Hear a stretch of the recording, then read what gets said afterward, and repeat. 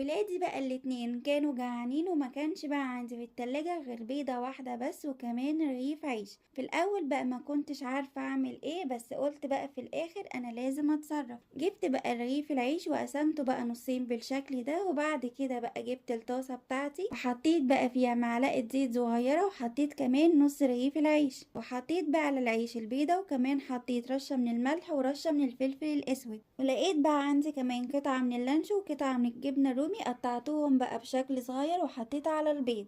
وحطيت بقى عليهم كمان فلفل الوان وفلفل اخضر، بجد بيديهم طعم حلو جدا. وانت بقى كمان ممكن تعمليه بالبيضة والعيش وبس. يعني بقى فعلا لو ما عندكيش غير بيضة واحدة بس وكمان رغيف عيش، تقدري بقى تعمليهم بالطريقة دي، وبجد بيبقى طعمه حلو جدا، وينفع بقى كمان فطار او عشاء. جربيها بجد وهتعجبك جدا. ولو بقى عجبتك الفكرة دي، ياريت بقى تدعميني بلايك ومتابعة.